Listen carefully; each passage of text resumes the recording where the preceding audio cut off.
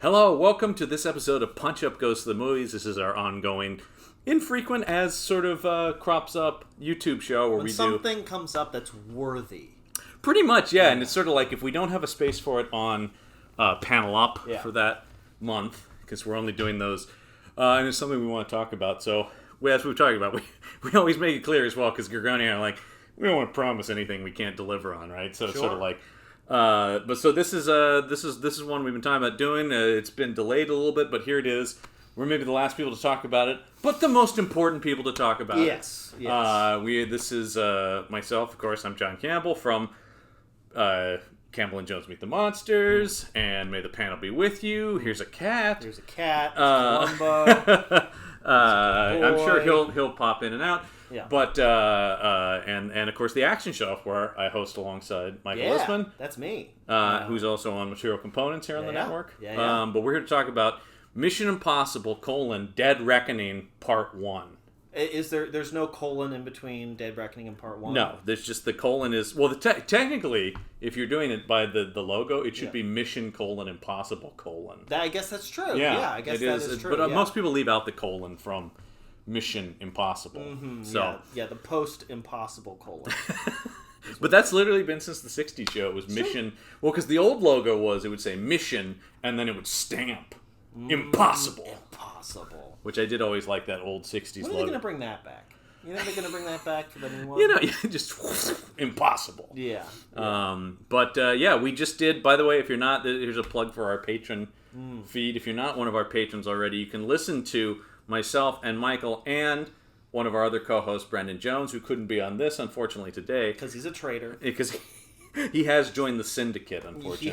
He has. But you can listen to us over there do live commentary tracks for the first 6 Mission Impossible movies on our show Last to Be Curious. Because you saw at least half of those for the first time. Yes. Up until we started doing this, I had seen the first 3. Right. Just on my own. Right. Yeah. And as most people would say, kind of like you kind of dipped out just as they were getting great. Yeah. I mean, 3 is really good, but it is sort of like...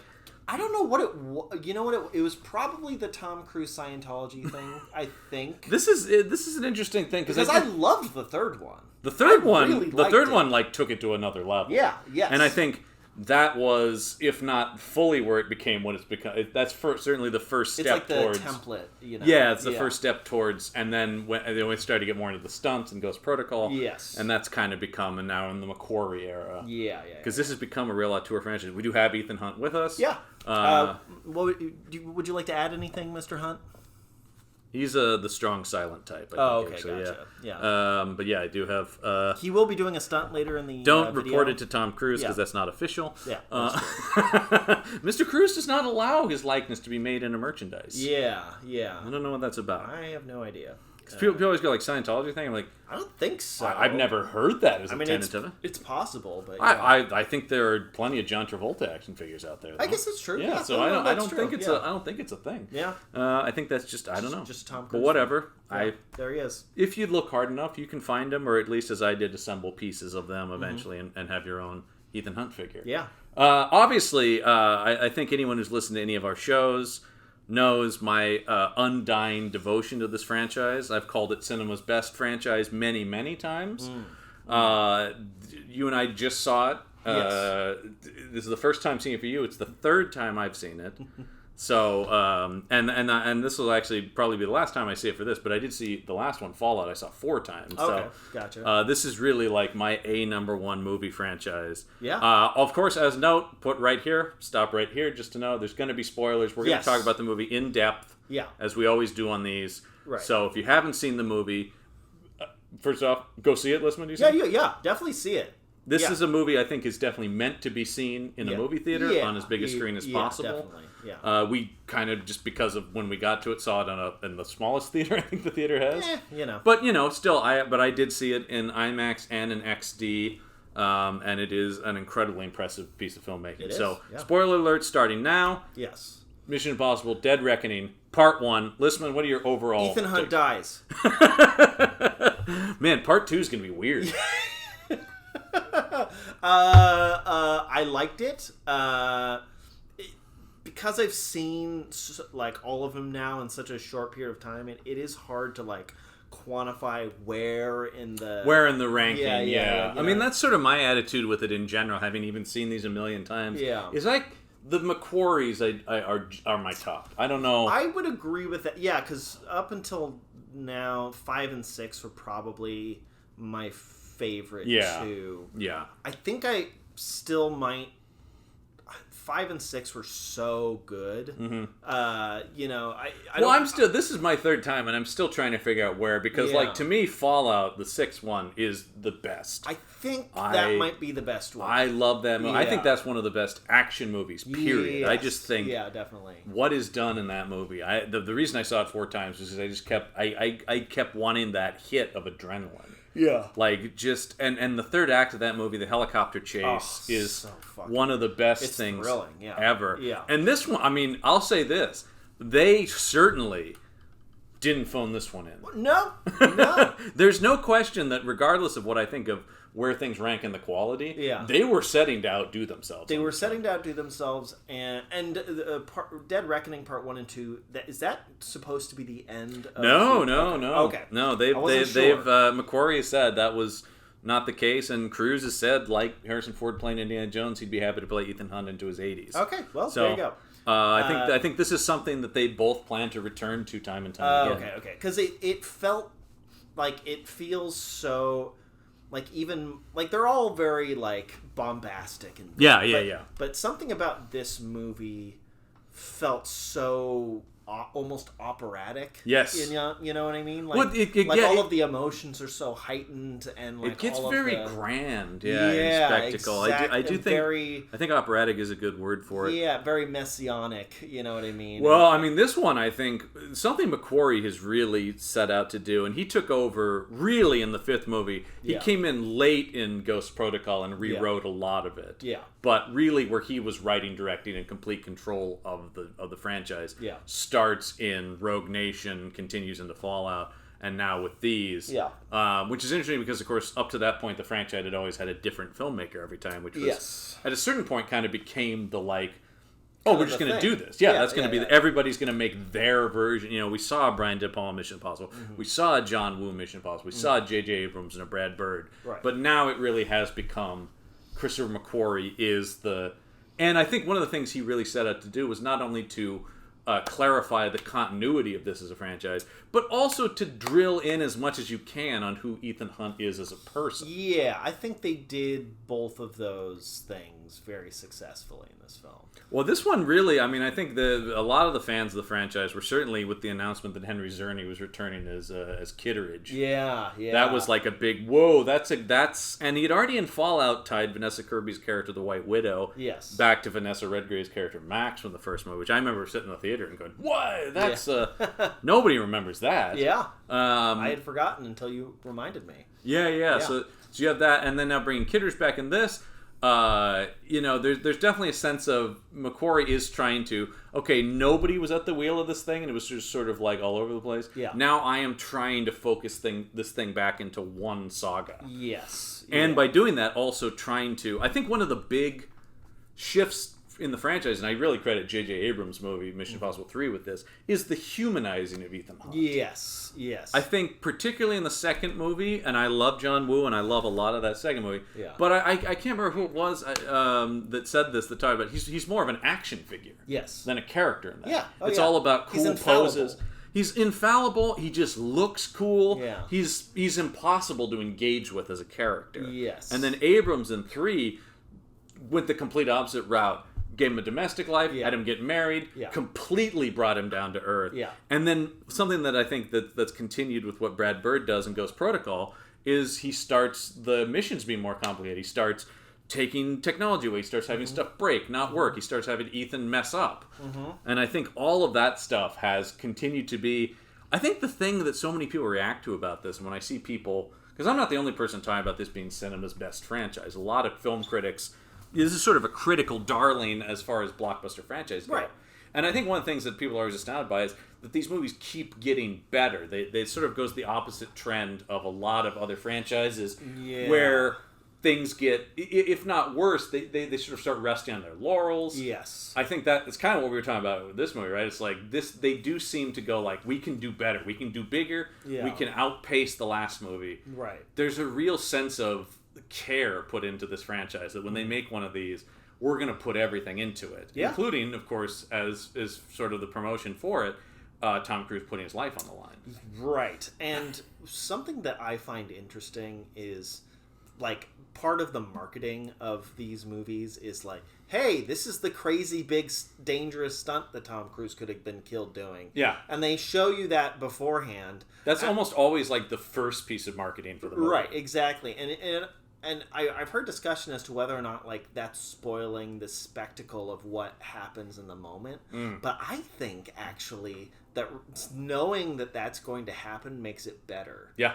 Because it's that Hitchcock bomb theory of, like I knew this sort of imagery of, like, where this big motorcycle stunt happens in this movie. Which many people, and who knows how you quantify this, but many people in the promotion of this talk about the most dangerous stunt ever attempted on a film. Yes. And you're like, sure. Sure, yeah. Like, again, I don't know how you quantify that, but seemed pretty insane that he did it. It did, yeah. But, like, the fact that I knew it was coming, so, like, the sequence building up to it, and so you know it's going to happen because of that promotional material, and then the, like, anticipation of, oh, when's it going to happen? Yeah. When's it going to happen? You know? And it's interesting because the movies play around with that. Like Rogue Nation, it happens right at the start when he hangs off the plane. Yes. Fallout had kind of two things were equally promoted, which was the Halo jump and him flying the helicopter. Yes. And one happens fairly early, the other one is the end of the movie. Yes. Here, this is sort of the start of the climax, really, is where this stunt is. Because I would say the big climax is the train stuff. Yes. Yeah, all the stuff on the train. Which is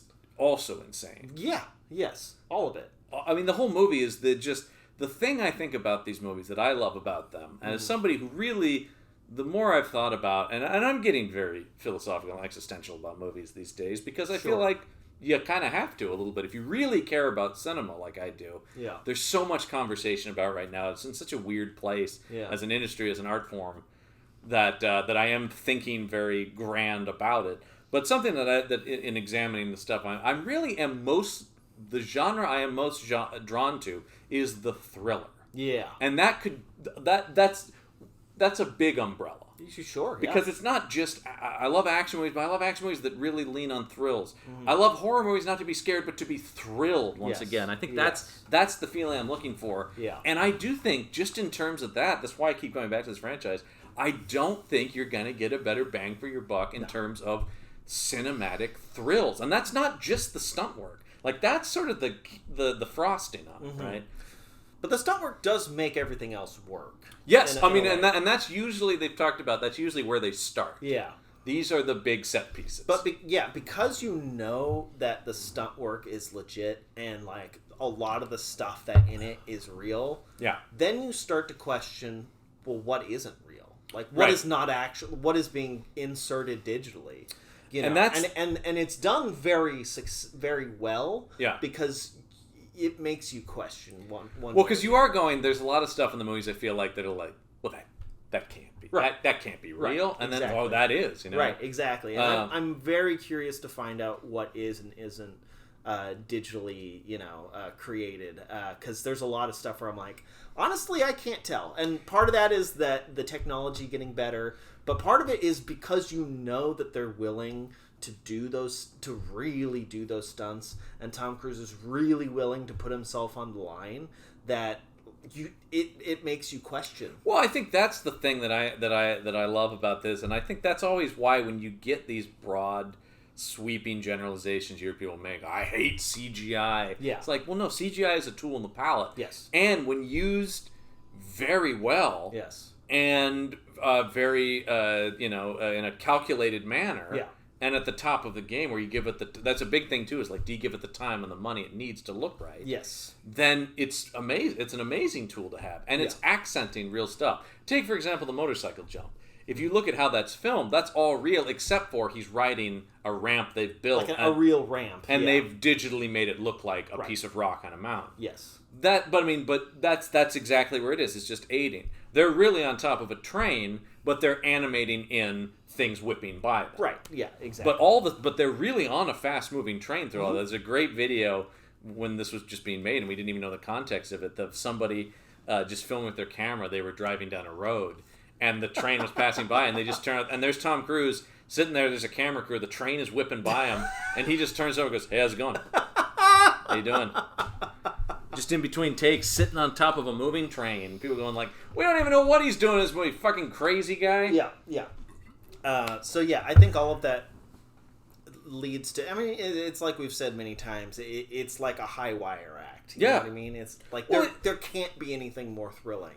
You know, when you can feel the difference. And it's even stuff that's less. I mean, that's still dangerous, but less death defying. But like all that car chase is real. There's no green screen or anything. Yeah. And they talked about that was shot in Rome. And there's also a whole featurette that they put out about that car chase, where they talk about when you're taking those turns on that cobblestone. Yeah. We don't know where that tire's going. Yeah. That's all real. Yeah. And they're really handcuffed together, and they're really operating the vehicles. What a great... handcuffs make action sequences better. I think we've learned this, yes. They not just like physically, literally handcuffs, but like the idea of them. Well, I think that's something that particularly McQuarrie, taking over this franchise, is so good at like the construction of an action sequence. It's not just the stunt work, but literally like in the script. The idea of this thing is like, and now this, and now this. I mean, he brings up Hitchcock a lot as one of his main influences. Yes. And you can see that, and that's that constant like, well, not only are we being chased, but we're handcuffed together, and we're in a Fiat, and we're, it's like that. But we're in a souped-up Fiat. They built that Fiat so it had like a race car engine. Yeah, exactly. And they did talk about like people were scared of that on set. They talk about like that car's possessed. Yeah. That thing is nuts. Yeah. And Tom's whipping around the streets of Rome for real on it. Yeah. And I just love the construction of it. I love that they had to get out and like go back in because it's like no. Ethan needs to drive, and then just through like crashing and tumbling the car, they get swapped. That's one of my favorite moments when they roll over and then they look and they realize they're back in. So like, I don't even. I guess you're driving after all. Yeah. Oh, it's so That's good. That's so funny. It's very good. Well, that's the other thing too is I do think in terms of these being like big summer blockbusters, these movies are so fun. Yes. It's just, even though the stakes are high and the thrills are real, it is just asking you to have a good time. Yes. In a way that I do think these movies also appeal to people, and definitely to me, and like the way people talk about them in this old-fashioned sense of, a film spectacle. Yeah. And it goes back to, I mean, Cruise really is sort of the last of these guys that go back to the silent era when it was, I don't know. Have you ever seen Buster Keaton's The General? I think I've only seen Sherlock Jr., which is also great. Yeah. But The General is basically the first like pure action movie. Yeah. I mean, I'm sure people will be like, "What about this? What about that?" Right. Whatever. But like as we know, it's sort of what I always talk about. Like, but that movie is all a guy loses his train, has to chase it down, get it back, and then run away from the bad guys with the train. But it's all real. It's all a real train with Buster Keaton really on the outside of it and riding it. And I mean, it is some of the most. It is still to this day. Some of the most it's over 100 years old probably now, and it is still absolutely thrilling to see. They really crashed the train just like they did in this. That train crash was all real. That's one of the things I wasn't sure about. Yeah, I mean, I think some of the pieces where they're hanging off of it have some green screen. Well, yeah. But when that locomotive goes off, that's all for real. Yeah. When like showing like the close up on the wheels and everything as all it's like real. going out. Yeah, I'm like that. I bet that's real because you can and you can tell it's something actually. If you go, not to keep plugging, but go over to patreon.podbean.com/punchup and you can hear us talk about the movies. And something I go back and forth with our friend Brendan Jones about is he is kind of like, why do this if you can do it in CG? And I have sometimes trouble arguing because I'm like, I don't know, but it feels different. Yeah, you can feel it. There's a tactile nature to these movies. There's something. And the technology is getting better and better, as I've said. Yeah. But there is something in the physics of it that is just not it's that uncanny valley. Yeah. You know what I mean? Well, but of physics. It's a thing, and I remember Cruise talking about this with his last movie, Top Gun Maverick, where they did all the flights for real. Yeah. And he talked about, and I thought about it in this too. He goes, "You can't, no matter how good, fake being hit by G-force. Yeah, exactly. It doesn't matter." Yes. And you see that here when they cut to that close up of him sailing off the mountain, and the wind is just whipping past, and you could probably try to replicate it digitally, but it wouldn't look right. No.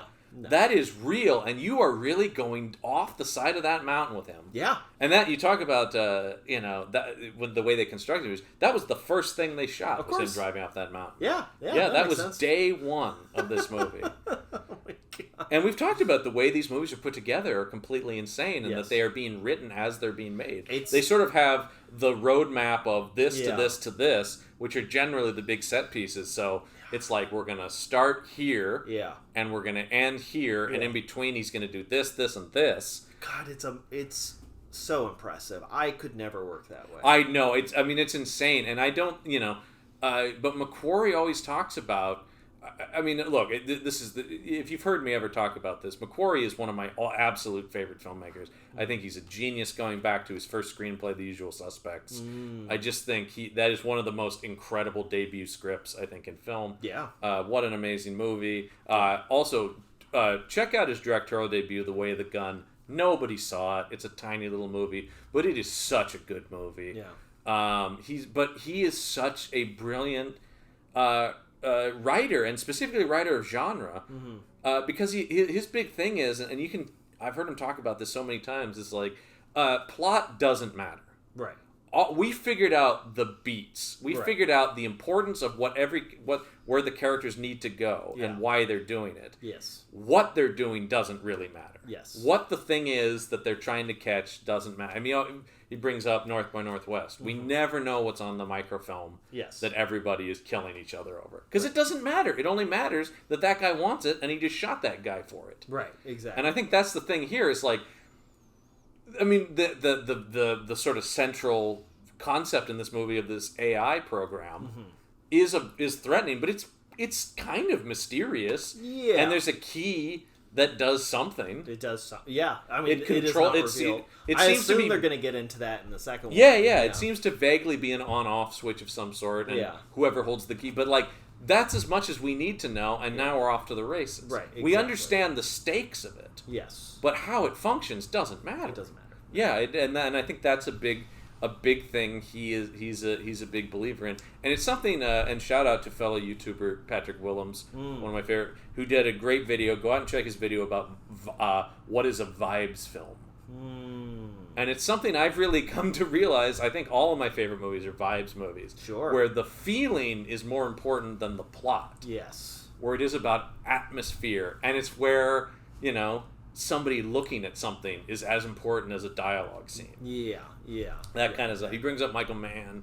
Christopher Nolan is a big vibes director as well. Yeah. And pretty soon on here you'll have our Mike Erganian's review of Oppenheimer. So, which is really a movie that's and by the way, a movie that has not a single shot of CG in it.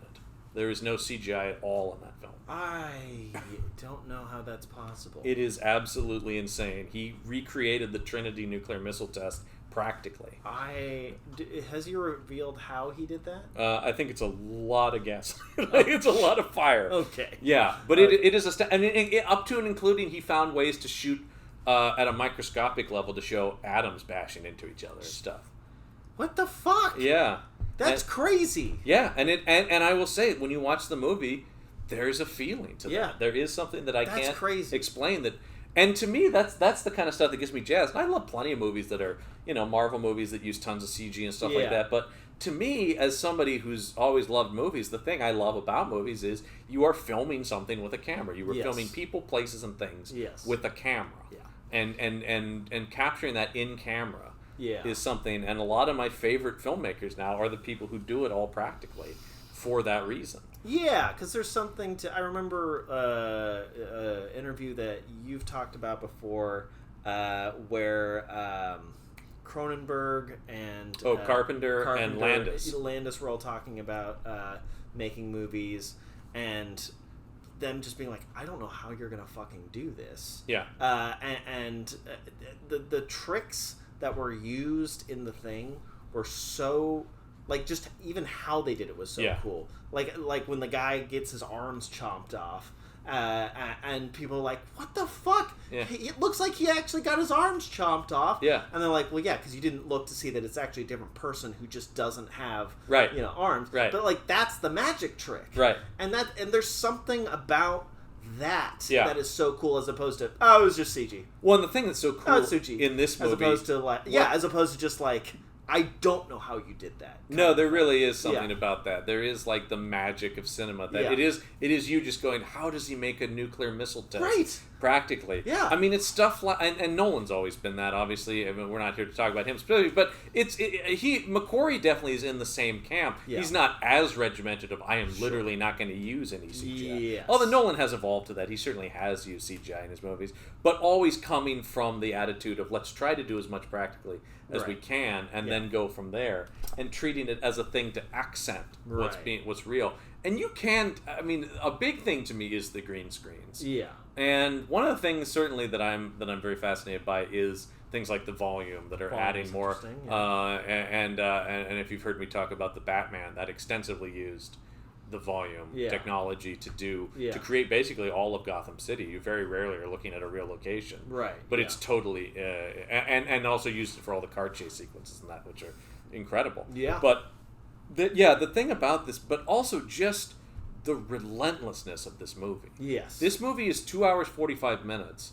I've seen it 3 times now, and it is whipped by every single time. It was 2 hours and 45 minutes? 2 hours 45 minutes. Huh. I don't know if I knew it was that long. I knew it was long. I assumed it was like around 2 hours. No, it's getting to 3. It really didn't. It didn't feel that. No, like, it is. That is not just me saying that. I really thought it was only like 2 hours long. Yeah, because I mean, the thing I think that's so great about this approach too is, and I do think it's a big conversation in film right now that movies are getting longer. There seems to be this attitude that particularly big studio movies are sort of like, well, if we're going to spend $300 million on a movie, it better be at least 2.5 hours. Right. And the most recent Indiana Jones was 2.5 hours. Yeah. A lot of the Marvel stuff is easily going 2.5 hours plus. Yeah. I mean, even the most recent Fast and the Furious was the longest one they've done. Sure. The Bond, I mean, the last Bond movie was 2 hours 40, I think. Yeah. There's definitely a conversation about that. I think what I love about this is I can clearly see they didn't set out to make a long movie. They made a movie, and they cut this thing as lean as they could. Yeah. Because they were test screening a 195-minute cut of the movie. Okay. And people actually said it still moved pretty well. Yeah. It had fat in it, and they knew that, and that's where you have test screenings. Gotcha. But they were talking about, even at 3 hours 15, this thing still was pretty relentless. So they still got another half hour out of it to get it down to this. And this is only part 1 as well.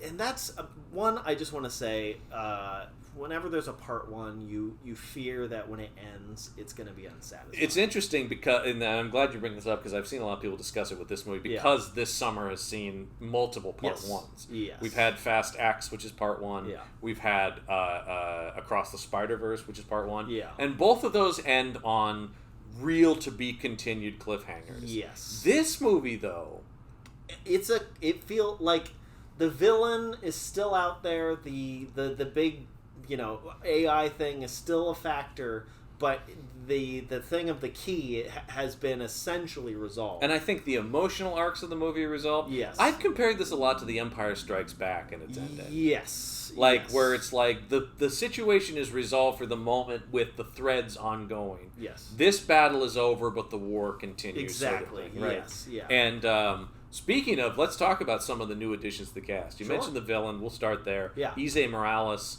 who plays Gabriel, I think he's fantastic. He does a great job. Yeah. He is cold and calculating, and is very much supposed to be, in sort of a classic supervillain fashion, an evil Ethan Hunt of sorts, right? Sure, yeah. There's been many sort of takes on that. Yeah, we've seen that, particularly Mission Impossible 2 did that. Yeah, yes. I mean, to a certain extent, Sean Harris's character of Solomon Lane is a little bit that. I mean, definitely, the Syndicate is the anti-IMF. Right, exactly. But tying this guy to Ethan Hunt's beginnings, which this movie only begins to hint about, too. Talk about things that can get picked up in part 2. It's weird that it took this long.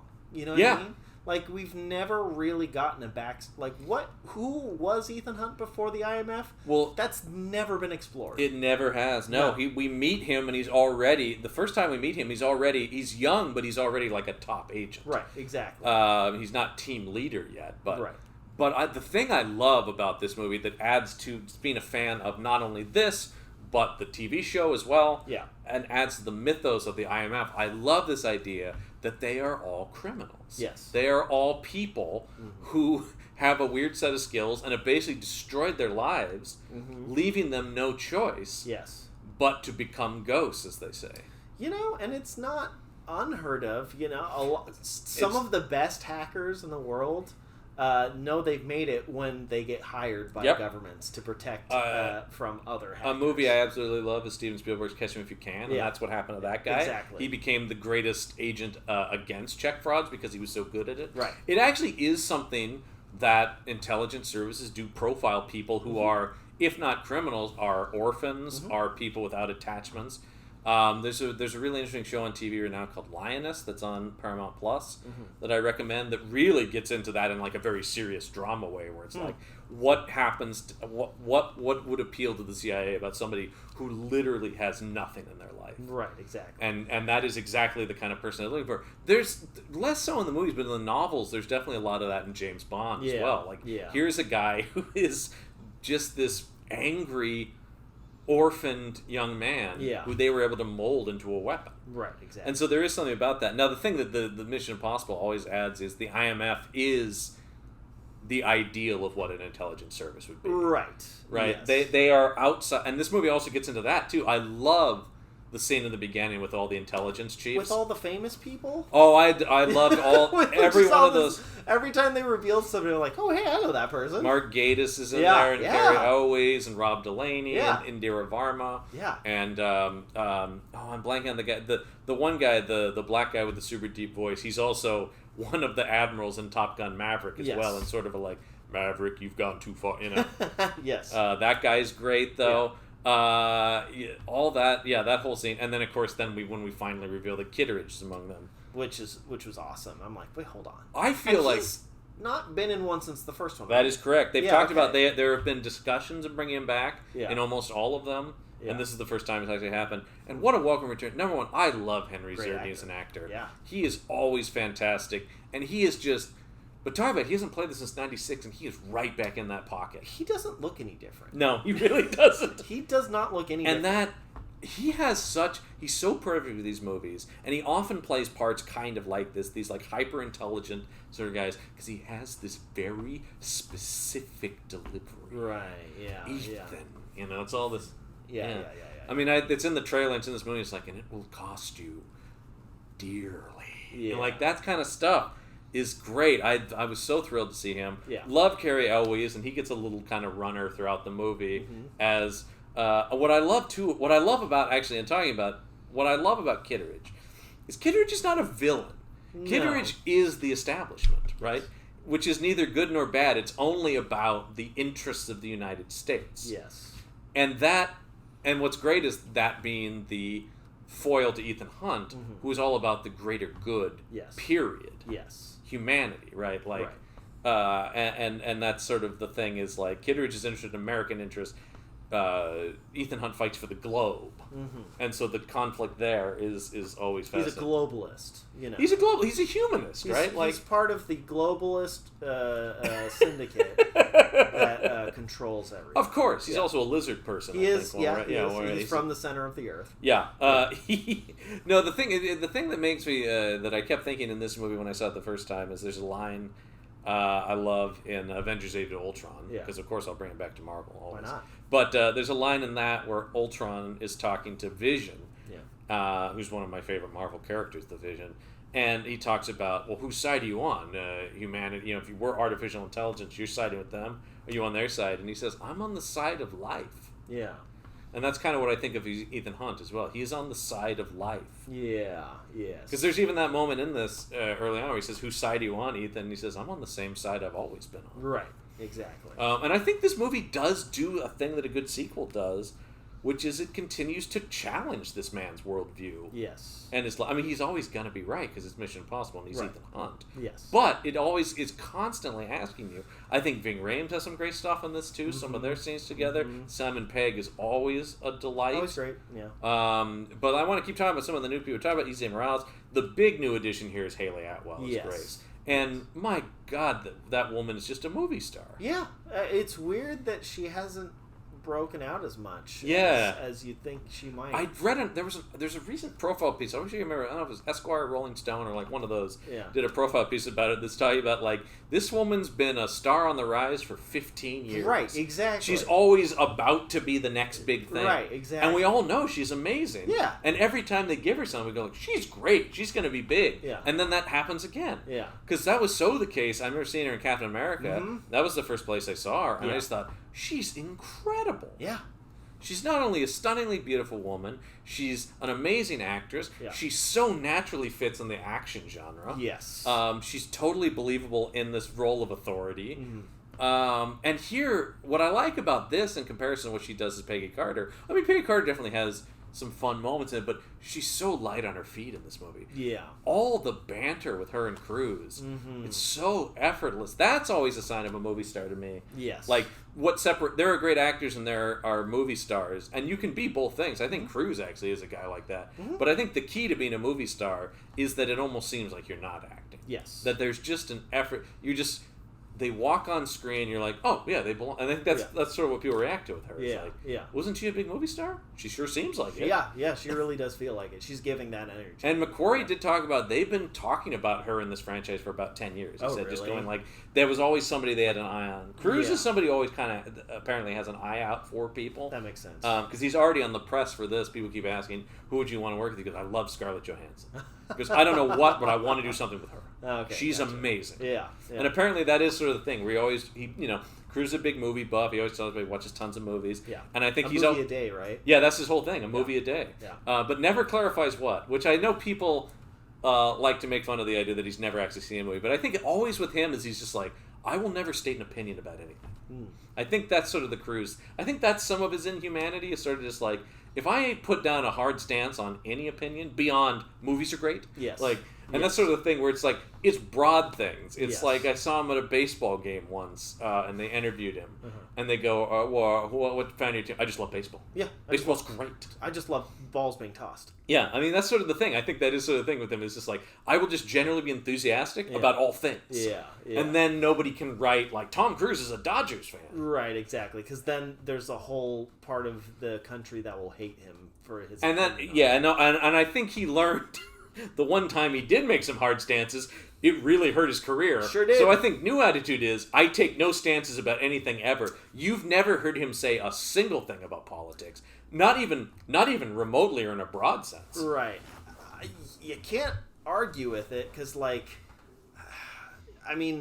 it's so difficult. He doesn't even publicly talk about Scientology. Because that would be terrible for his career. Yeah. Because once again, he did one, and everybody's like, oh, he's insane. Yeah. So it's just like, it's so difficult to be so publicly viewed. I think that's always and look, everybody knows he's my favorite actor, and Brendan certainly gives me a lot of crap for supporting him, but I do always kind of come back to, and certainly Scientology as an institution is nuts. It's a blight on human. No question. Now I would argue that joins the ranks of many organized Sure. groups. But the thing I'll just say about with the Tom Cruise is I think actually very few people, even very famous people, can fathom being that famous. Yes. That level of famous is gonna warp your brain in some capacity. Absolutely. I don't know how you could not be at some. It's amazing he's able to even speak. Yeah. I mean, amazing he says anything. Well, and I've seen lots of videos about people like Brad Pitt and who is probably on that scale of just super famous. They have to be so careful about how they come across in every single, and that's exhausting. Well, I saw a thing just if you go to the Apple News on your phone. Yeah. I saw a thing that was a headline that was Ben Affleck and Jennifer Lopez bought a couch together somewhere. And that was a headline. I can't fathom the idea of a married couple went and bought a piece of furniture for their house, and that's publishing an article. That's a headline. I can't even fathom what it would be like to be them. Yeah. That is insane. If I were famous, there would be so many articles about how many times I poop in one. He seemed to go to the bathroom again. He stopped his car and got out and got in. I mean, that's the thing that's amazing, though, is I just can't... No wonder Ben Affleck has had substance abuse issues. Yeah. How do you not go nuts? It's why I... As much as I want to be an actor, I don't know if I want to be famous. I heard somebody talking about that, like, acting is the pleasure, fame is the job. Yeah. Absolutely. Yeah, that's the thing. Is like 100%. That's the negative consequence that comes of being very good at the thing you love. It's great to be able to work at a high level with very talented people. Of course, but being recognized walking into a coffee shop, like, I can't imagine. Even if people are nice. Yeah. But that's besides the point. Yeah. It's you're no longer you. You're no longer yourself. You're not an individual anymore. You're a perception from everybody around. I heard Brent Spiner, one of my favorite actors, talked about it. He goes, I always try to keep in mind, this is very enthusiastic for people. He goes, the only thing that will piss me off is if you call me Data. Because that's the only thing where I'm like, please don't take away my identity. Please recognize I'm a human being. That's the only thing where it's like, that's okay, fair. That's the limit. Yeah. If you want to tell me about your favorite episode and how much the show meant to you, that's awesome. Yeah. It's always you've got to understand. And actually, I've met Brent Spiner a couple of times, and he's always been. And you called him Data. I said Data. No, he's always been incredibly nice. Yeah.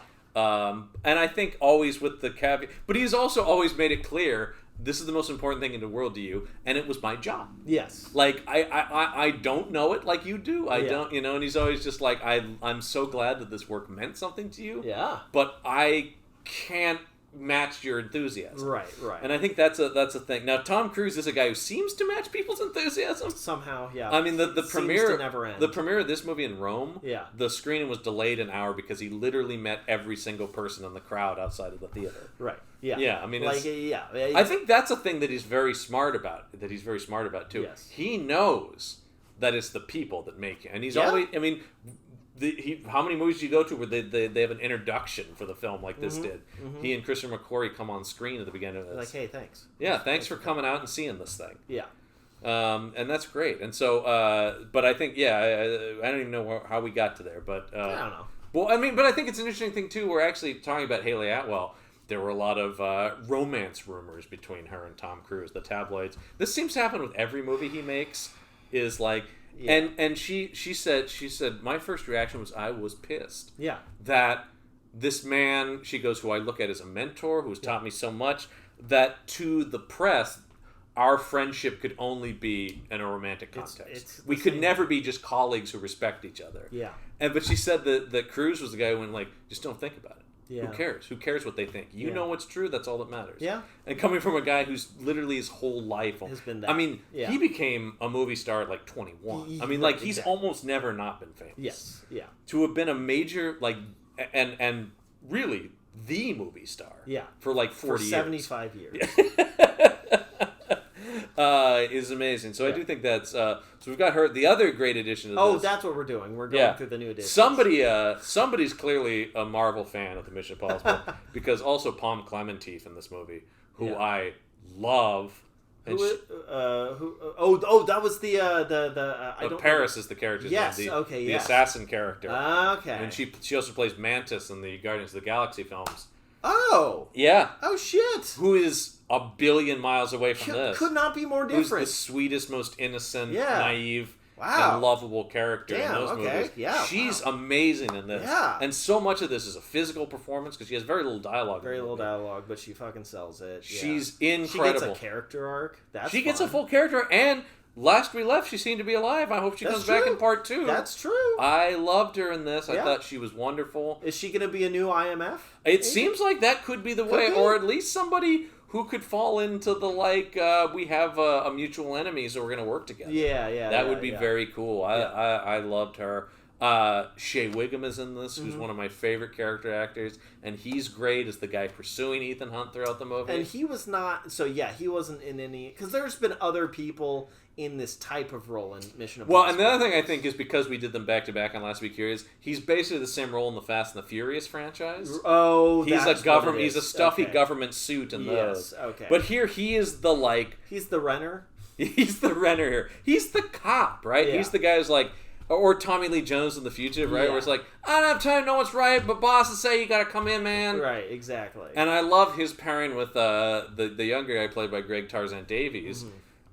Who's the more just like, I don't know, man, this Ethan Hunt guy kind of rules. Yeah. And Davies was also one of the young pilots in Top Gun Maverick as well. Yeah. We did talk about, I saw a funny interview with him where he talked about, he goes, Tom asked me to be in it, and I didn't say anything. I didn't want any other pilots in the movie to be jealous that I was going to also be in Mission Impossible. So I kept that to myself in case anybody else was like, why didn't Tom ask me to be in Mission Impossible? Right, exactly. But I thought he's great. I mean, they're just this one little runner. They're very funny. Yeah. Because also it's just like, Shea Wiggum is so content to be constantly made a buffoon of in movies. Yes. Because he's always the guy getting outsmarted in everything I ever see him in. Yes. He also, this has been a big summer for him because he did the voice of Captain Stacy in Spider-Man Across the Spider-Verse. Oh, okay, gotcha.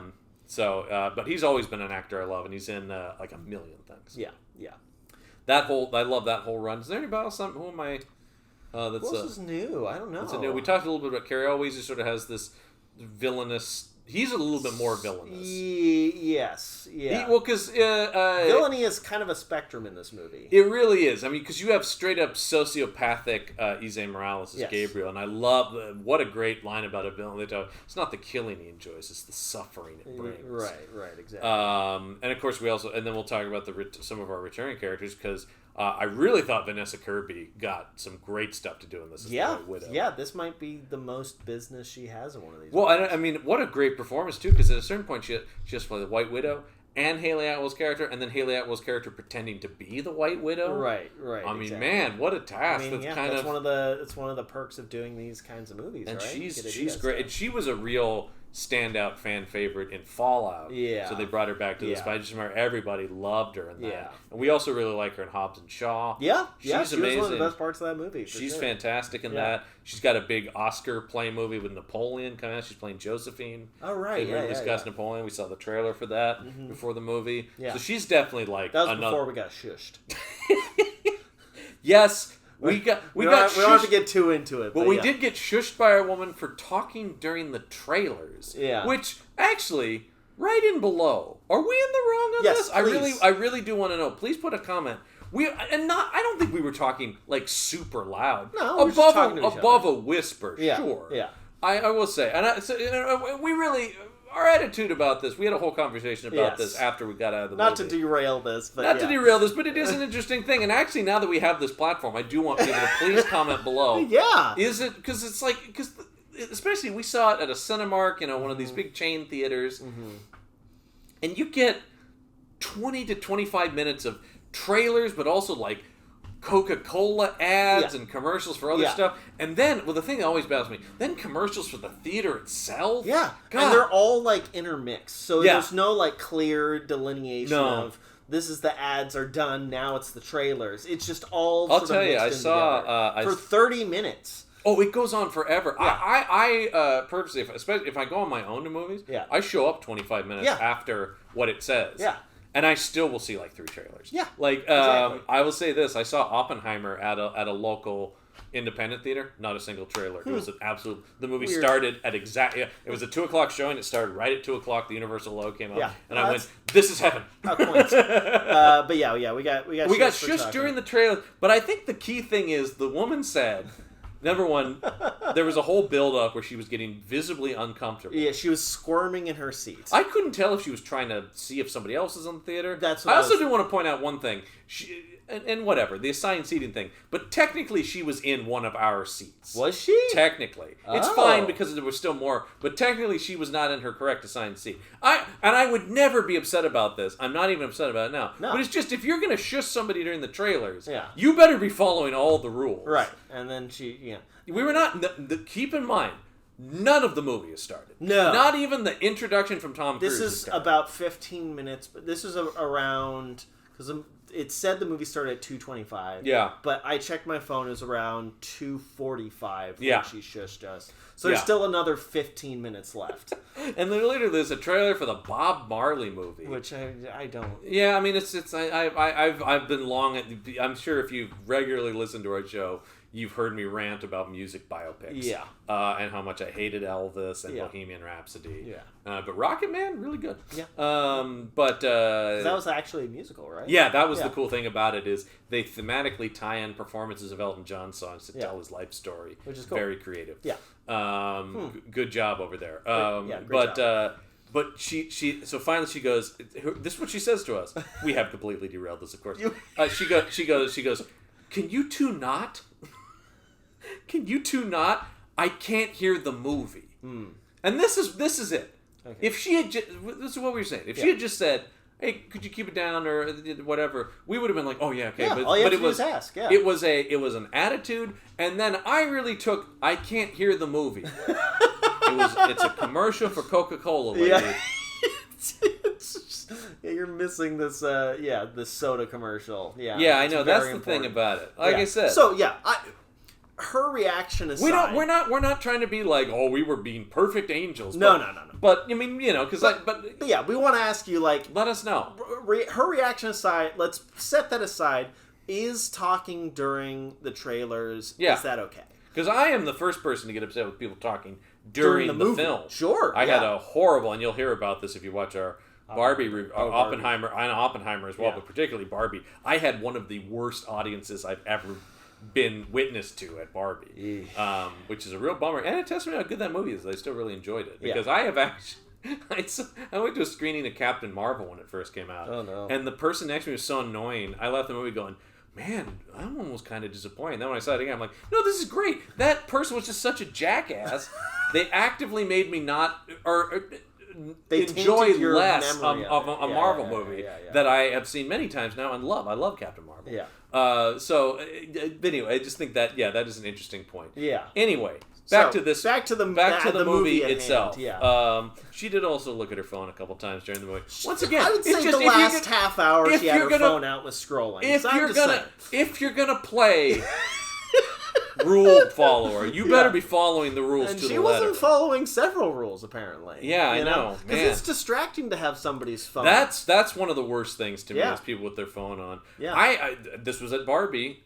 And you'll hear me say this twice, I'm sure. Mm-hmm. There was a woman who got nachos, and every time she went to get a nacho, she turned the flashlight on her iPhone to get the chip, and then God! And that's just like Oh my God! I would yell at I have very strong. I have a anxiety disorder, and confrontation is not my thing. Yeah. But I think I would have yelled at her. That woman was. I think it's possible I would have yelled at that. Yeah, I thought about it. Yeah. I just am never. Why always? Because I always go immediately to then I get shot, right? Like that's. I mean, maybe, yeah. And then or stabbed or hit or her boyfriend punches me in the face. Sure. I always just assume everyone is an unhinged maniac, which has kept me from getting hit. That's true. I really have never been properly smacked in the face by anyone. So hey, if it ain't broke, don't fix it. That's kind of my thing. It's like, boy. Anyway, so.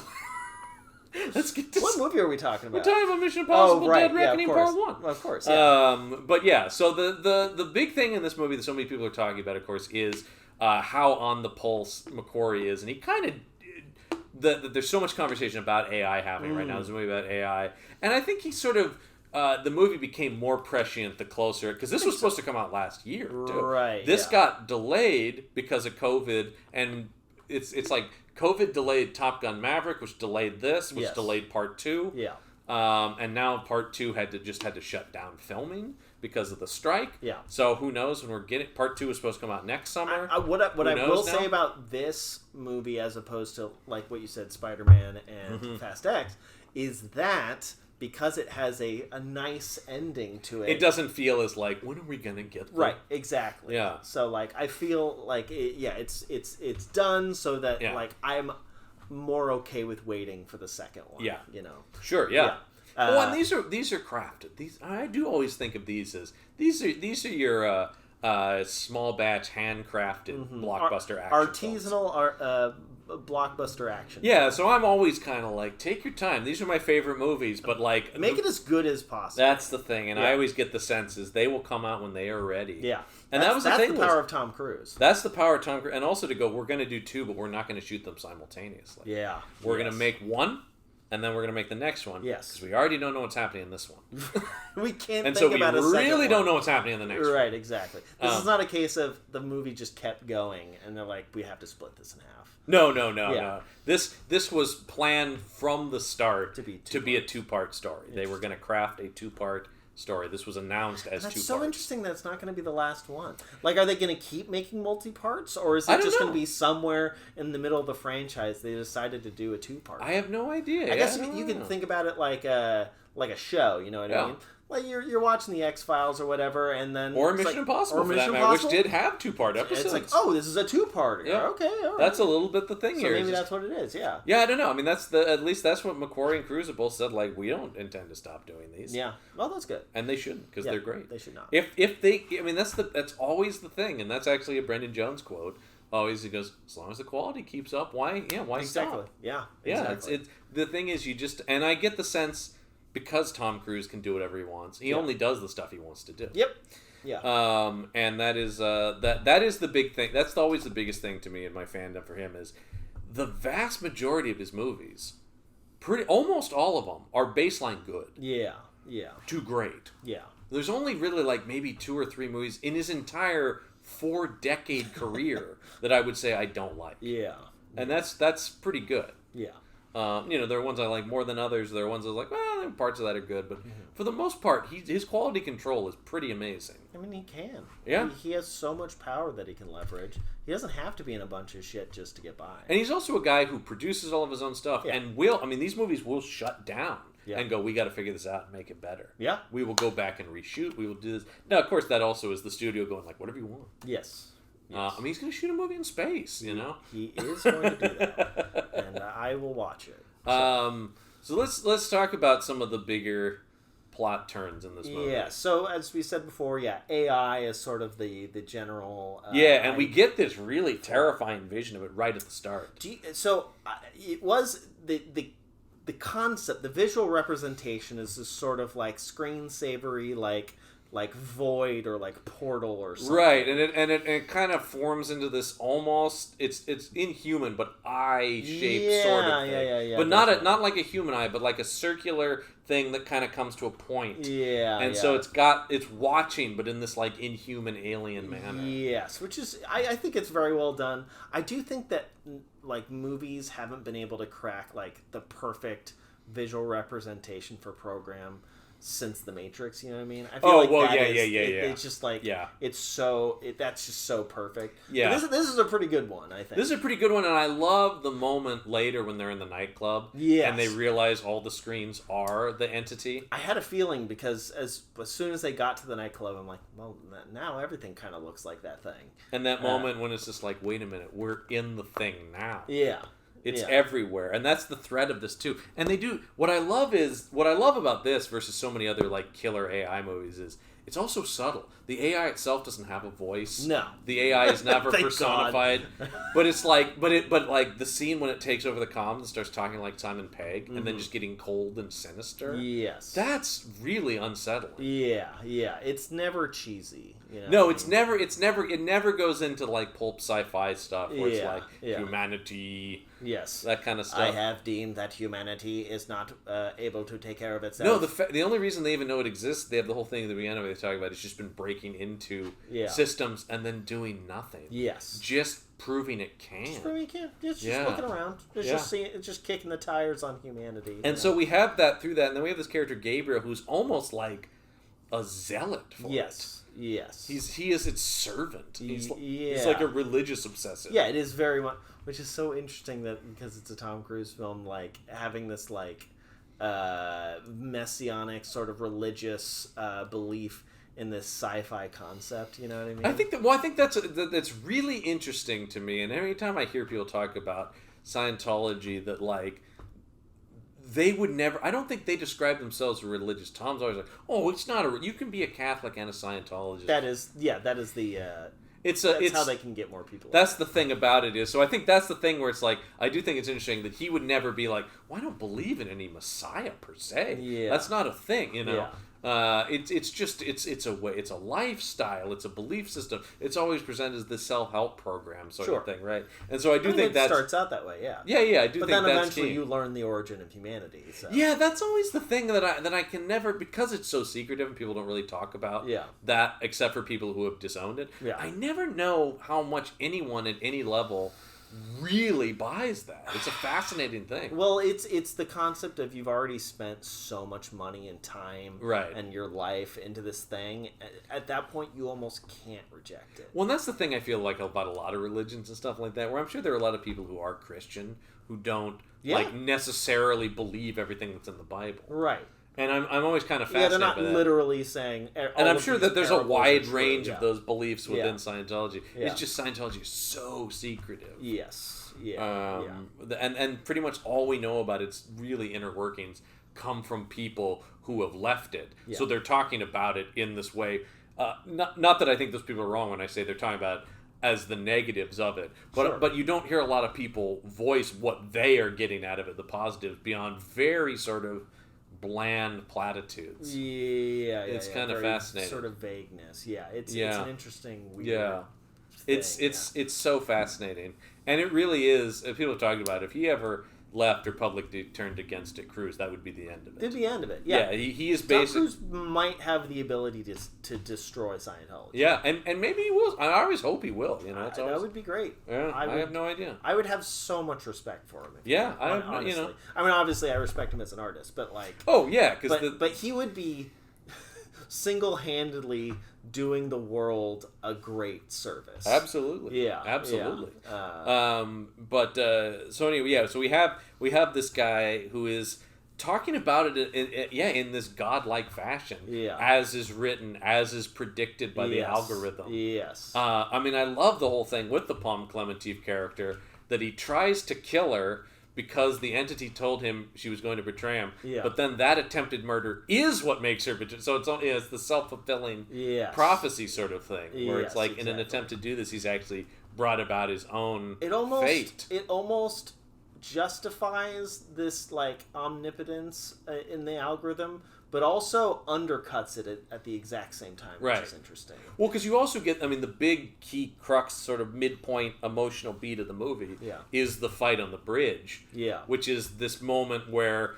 the entity is basically foretold that one of the women in Ethan Hunt's life has to die. Right. But even that, the entity has to screw with and send Ethan Hunt down the wrong direction and manipulate it to be so. Yes. So it's not omnipotent. Yes. No. It's just talking in probability. Right. Exactly. Yeah. And that's one of the big controversial things in this movie is the death of Ilsa Faust, who's a major. I was convinced that she didn't actually die. You know. And people point out that I think she is, based on just the emotional impact of the movie. But of course, people always go in Mission Impossible. Anybody could come. Though this is not Fast and the Furious. If it was Fast and the Furious, I would never have any doubt. I would respect this. I would respect the franchise more if they kept her dead. I think they will. It really feels that way, and this franchise is not known for that. Once again, Fast and the Furious, no one's ever dead. Yes. I don't think. There are people who die in the newest Fast and the Furious movie that were all like, okay, yeah, sure, they'll be back. Yeah. Fast and the Furious is so much like comic books in that way, where it's just like, okay, yeah, until the next movie. Mission Impossible is very comic booky. Very comic booky. It doesn't have that aspect of comic books, though. There's something... There's something goofier and sillier about it. Yeah, there are deeper stakes. Even though these movies are very fun, they are more serious, not in a dramatic sense, but just in like weight than the Fast and the Furious movies. Yes. Yeah. Which I love for a totally different reason. Yeah. Those are cartoons. Yes. You and I were talking earlier about G.I. Joe before we came on here. Mm-hmm. I look at Fast and the Furious the way I look at G.I. Joe. Yes. That is a fantasy world. Definitely. Where problems are solved by driving real fast. And that's great. That's great. I'm on board for that. Yeah. But yeah, that's certainly a lot of people very upset about. As you might imagine, she's a beloved character. Yeah. There's always the conversation about any time a woman is killed in anything. And I think that's a tricky conversation, is what I'll say. Yeah, I don't think this movie is necessarily guilty of any sort of bad, like, not falling into any, cliches. Well, because number number one, Ilsa is such a defined character to begin with, so it's not. It's not like, I mean, I think that when people talk about the concepts like fridging, that is women who exist only to die. Yeah, and that is not. No, in fact, she's been in 3. This is This is the 4th one she's been in. Yeah, yeah. She was created by McQuarrie. Okay, yeah, gotcha.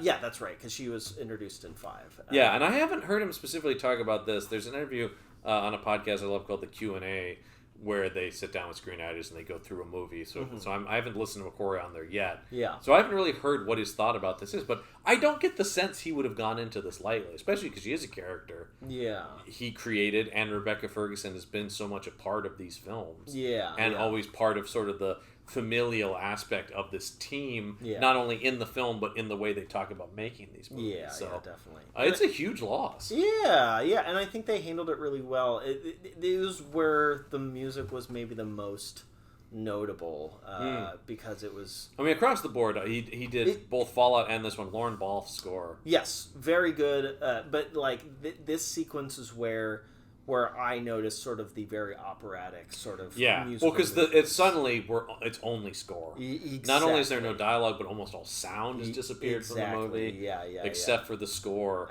of this fight scene on the bridge, which is a stunning fight scene. Yeah, and it does feel inevitable, and once it starts, you do have a feeling it's not going to go well, and Ethan's it's operatic, it's grand tragedy, right? And it is sort of the grand tragedy of Ethan Hunt as a character, right? Is time and time again this guy is, and here's an interesting thing that I saw something Rebecca Ferguson said that, and look, who am I to question people who actually make these movies? Yeah. But she said in an interview, she goes, "Oh, we never intended for Ethan and Ilsa's relationship to be overtly romantic." Yeah. I mean, but also, I don't think fans are crazy for having read that into it. No. I think this is what because I heard her say that after having seen the movie the first time, and now I've seen it 2 more times. I think what I've come down to is I disagree with her, from my perspective watching the movies, that the relationship is not romantic. I think the key is it is not sexual. Yes. I think they love each other in a much bigger sense than they are attracted to each other. Yeah, I think that there is... Because there is a different vibe between them than the rest of the team. Because that's what she's going. She's going, well, they all love each other like a family. It's like, but there is something about those two. There is, yeah. And I think maybe part of it is like knowing that, like, adding like sex to between these two people we would only make things really complicated. If you listen to us on Last Be Curious to talk about those movies, that's patreon.podbean.com/punchup. We talk about that in both of the other movies she's in, they shot scenes where they kissed and cut them out. I don't know if that's the case on this one. Here you get one of the only, like, that scene with the two of them on the balcony. Roof. Where they hug each other is, once again, that is a romantic scene. Yes. Which is different than it being a sexual scene. Yes. I don't know. I mean, that, other than they're both very attractive people. Right. I don't know. Yeah, they love each other, but it's like, there's a great scene. You've seen The Old Guard? I have not. No. Oh, well, there's a scene in it that I love, and it's in the comic book as well. Mm-hmm. Greg Rucka adapted his own comic book, where there's, because that's about immortals, right? Yeah. And it's maybe one of the best scenes Rucka's ever written in anything. Once again, he just, word for word, it's in the movie from the comic book. Mm-hmm. And there's a couple, there's these 2 men who are in a couple, and they have been for hundreds and hundreds of years, right? Yeah. Because they're immortals. And they get kidnapped by these bad guys, and one of the henchmen is just like, "Oh, you sad about your boyfriend?" And he's just like, "You insignificant, stupid man," to call him. It's just like, what we have transcends anything you could ever understand about sex or romance or whatever. It's like that, and that's kind of what I think of that, where it's just like, you are such a child to have reduced whatever love is between us to anything that can be defined by simple, like attraction, like that. Hormones, right? It's sort of that thing, and it's just like you will never even begin to comprehend. And that's almost what I think, where it is like it's almost this like cosmic almost connection between these two in Ilsa and Ethan that goes beyond the idea about like who cares if they've slept together at some point? Yeah, it doesn't. That doesn't matter. It doesn't matter. You know, that's. I think I said that. It was. I don't even know that I ever really wanted to see them kiss. That I wouldn't have been like, oh my God, they're kissing. It would have just been. It would play like I said. I think that's actually. Whether that was ever a kiss in this, I don't know. But that scene on the balcony between them is more impactful than if they had some sex scene. Yeah, because it felt more authentic that way. And they also have the moment when they're coming to the club and she grabs his hand. And I think there's also this sense that, like, Ilsa's accepting her fate in this, too. Yes. Yes, she seems resolute. Because I feel like everybody in Ethan's team...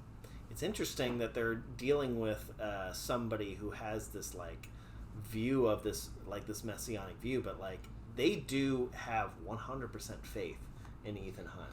So like she's willing to die for Ethan Hunt and to let Haley Atwell's character survive as well to continue to play a part in this. Well, and it's the same thing with his marriage to Michelle Monaghan's character Julia, where she's like, I cannot keep this man even though I love him because the world is lesser without him out there doing missions. And maybe that's and they haven't explicitly said anything, so this is all us reading into it, but like the marriage not like working for Ethan Hunt at that point might have taught him a lesson about having romantic relationships. Sure. Yeah. Well, I think something because also... he views like his service is more like the protection of humanity is more important than anything. And he says that in this movie. All of the people he works with are more important than him. So his own selfish, personal, sexual feelings don't... One of my favorite lines in this movie is when Haley Atwell says, you can promise you'll protect me. And he goes, I can't promise that. The thing I can promise is your life will always be more important than mine. And that's such a great line because that is something you can promise. Yeah. You know, and that is meaningful. And it's clearly meaningful to her character because she's never had anybody you know, who felt that way. And that's kind of what I like is that then that becomes this thing is because we never saw, as we've talked about, we never saw the origin of Ethan Hunt or how he was recruited to the IMF. We're kind of getting his story through Haley Atwell. Yes. And I think that's so much of their connection. Yes. Because I have seen people go like, oh, they just killed off one love interest so now you can romance. I don't see that as a romance at all. But I mean, but she wasn't one before. No, that's Rebecca the thing. Ferguson was never one. Really, well, that's the thing too. But it's like it's not like Haley Atwell's his new love interest. She's him. She's a reflection of him. Yes, he sees himself. She's the replacement. She is what he hopes to eventually replace. Right. Him. He's never gonna have children, but here is the next generation. Exactly. Of me. Exactly. And that's where, and that seems to be very much the way Haley Atwell talks about her real life relationship with Tom Cruise. Yeah. And for press to misunderstand that connection, then of course it's childish gossip. It really is. I mean? It's just sort of like just going back to middle school. Yeah, some people never fucking change. Yeah, that's sort of the thing. It's just like, no, man. She's like, I know that man respects me and what I bring and what he's done. You know. So yeah, I do think it is just like, and I agree with Tom Cruise. Just like, fuck them. Who cares? Yeah. If they want to be childish and snurb, we know what the truth is. So what does it matter? It's interesting how people can have chemistry without. And they have amazing chemistry. All their scenes together crack. And she's, I mean, it instantly in the movie, the way I am watching the movie, going, I want her to join the IMF. She's great. Yeah. And this idea. Also, I think what this does with Benji too. I love the whole beginning when he's talking about. The thing he loves most is his friends who are the IMF. And there sort of is this idea of... But yeah, there is always... I mean, this movie comes to very expressly start talking about some of my stuff with my running podcast bit about the Church of Ethan Hunt. Where it's like, you just... The whole scene on the train about like... You just have to faith. You just have to believe he'll do it. Yeah. It's in the last movie, too, where he has to pull the key from the detonator before they can cut the thing. Yes. And they just go, we just have to assume he's going to do it. Yeah. And he will. Yeah. And it's almost... But I think part of it, too, is it's not only just that he's this messianic figure, it's almost like that faith in him makes him that mess. You know, right? Like, it is sort of the thing. It's like, Ethan Hunt is not... Ethan Hunt on his own, which we sort of have seen in some of the lesser movies, is not the guy that he is with his team. Yes. And that's sort of the thing in the movie... That's also in that whole sequence where they're recruiting her, where it's just like, yeah, you can run, but you'll die without a team. Yeah. Yes. And so the movie is almost this... Like so many of the things I love are sort of about surrogate families. Mm-hmm. That's very much the case in something like Star Trek or things like that, or the X-Men or any of that kind of stuff, where it's like people choosing to be bound to each other. Yeah. Because I also love that line too, where it's like, we're not here because we have to be. We choose to be here. I had a conversation with somebody years ago where I made this exact point. She was saying that the people in our lives are there because we need them to be there. Right. Like, that's what a friendship is. And I said, I fundamentally disagree with that. Yeah. I think what friendship should be is we don't have to be there for each other. Right. But we want to be. Yeah. We choose to be because we enjoy, and I think company. That is expressly what these movies are Yes. about. And also the idea of not only that, they choose to protect the world. Yes. They choose to do it in a way. I mean, and this is in the beginning too. It's a laugh, but it's also sort of the point of the movie, where they go like, "What is this IMF? You just call and leave a message for a guy, and he does a mission." It's like, "Oh no, if he chooses to." Yeah. Because I love the idea that he gets requests that he refuses. Yeah. Well, because you imagine that probably is the case. Things that are in the interest of the United States that are not in his interest of the greater good. Yes. Yeah. And that is all Ethan Hunt cares about, is the safety and protection of humanity. We just see the ones he accepts. Exactly. Yeah, you. The TV show too. They always do the if you choose to. You never see him go, nah. There's a bunch of burnt out briefcases. There's like a pile of them, somewhere. Yeah, get it out of here. Yeah. No, that is interesting, but it is sort of just like, no, it's only like, but also the idea that somebody like Kitteridge goes, yeah, we don't call unless it is no one else in the world can do. Yes. Where every other agency has failed, that's where the IMF comes in. Yeah. The most extreme situations. And yet, they treat them like garbage constantly and hunt them and disavow them, and, and it's an interesting thing that's in a lot of spy fiction I like, is sort of the individual versus the establishment. Mm-hmm. The idea that, like in Tom Clancy's work, Jack Ryan is a pure hero as a singular CIA agent, but he's always battling the political forces. Yes. And I'm sure that is the case for tons of people in any elements of intelligence or law enforcement, stuff like that. You are always butting up against the system, even if you yourself have the most noble of intentions. Sure, yeah. Because it's so hard to. I mean, it's a bunch of guys in a room, like in this movie. Yeah. A bunch of famous people talking about. That was great. I was like, oh my god, this guy and that guy. Yeah.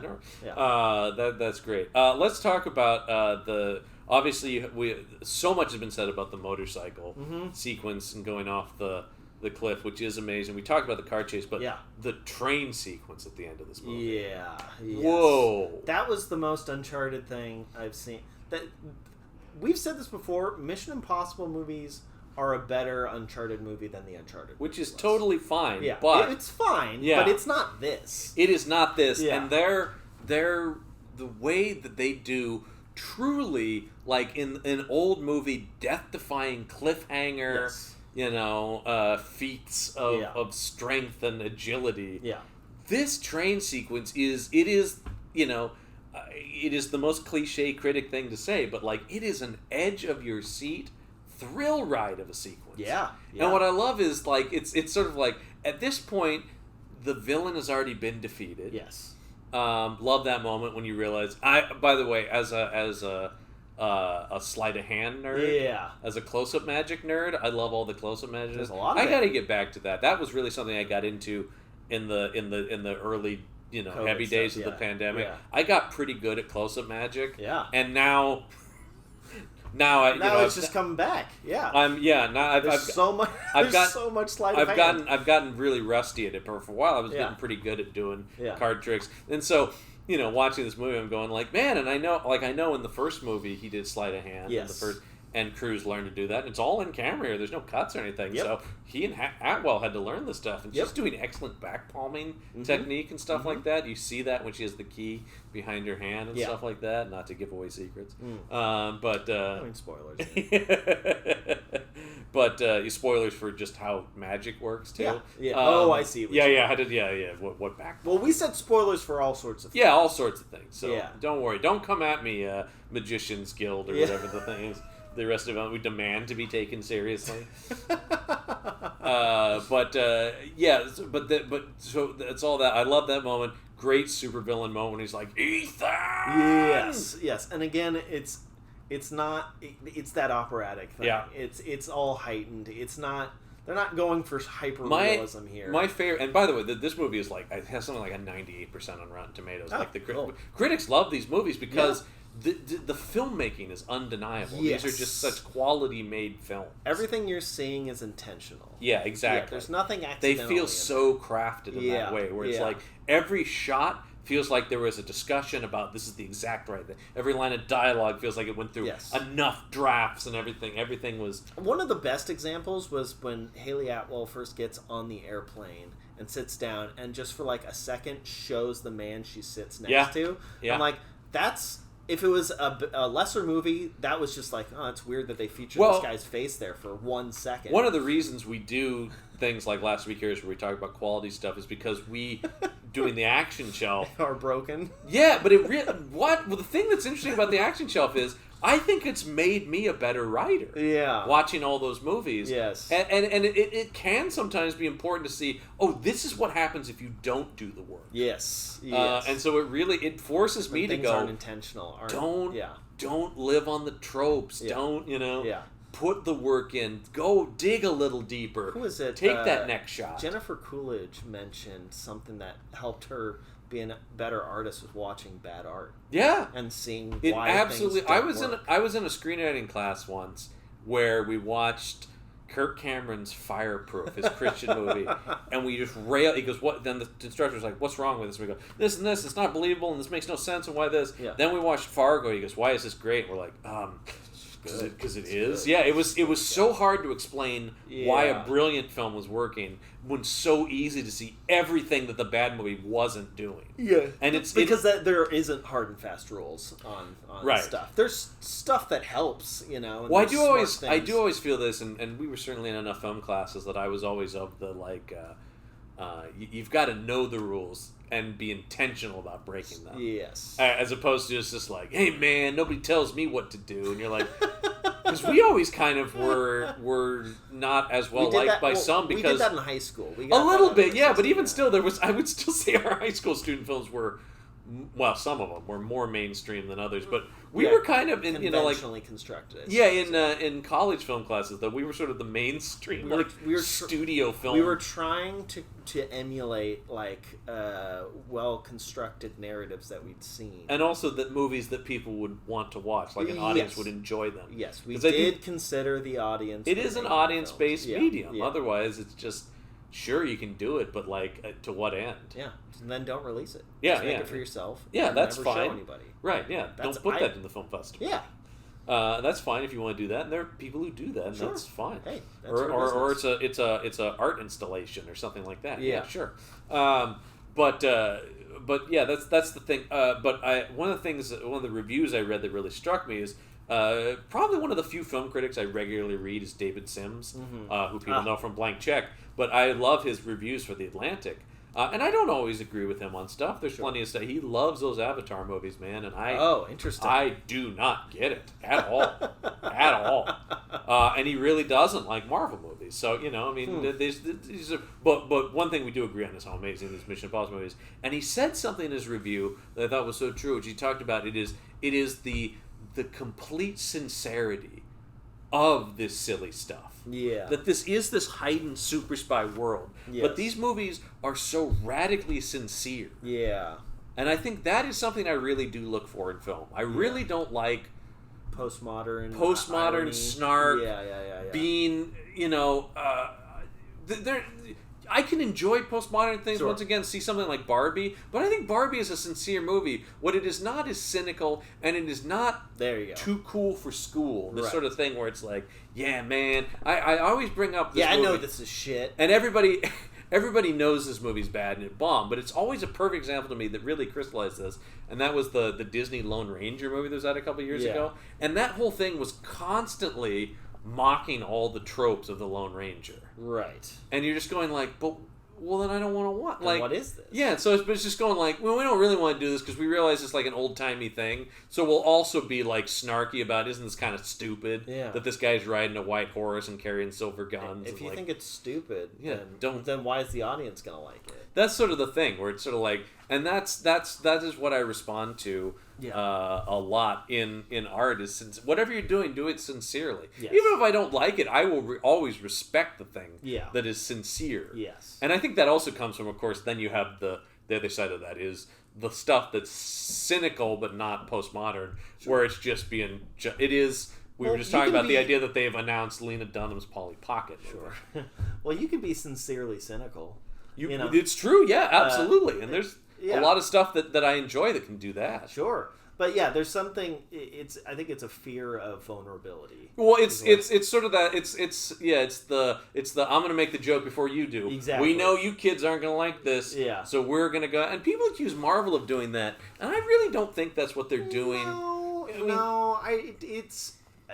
It doesn't. I don't think it would do that. And I'm not like as big of a Marvel fan as you are, but I would never say that they. I don't think that's what they're doing, and I think particularly guys like James Gunn or Taika Waititi are doing incredibly sincere movies that are also very silly and self-referential. Yeah, and I think even these movies do that too. I love anytime anybody asks what the IMF stands for. Yes, and it's always like they have to say it out loud. It's the impossible mission force. And I guess some people are like, that's what it's, or I people don't do that fully, but no, and the people who do any shading of that are usually like Carrie Always characters. Yeah, people we don't like. Yeah, they're dicks. Yeah, right. They're not like looking at the camera being like, yeah, can you believe it's called you got the impossible? Every movie now has, you had Henry Cavill doing that, you have Shea Wiggum doing it. It's just like these goddamn weirdos with their masks. It's Halloween time, you know. But by the end of the movie, they're like, God damn it. You can't argue with the results. Mm-hmm.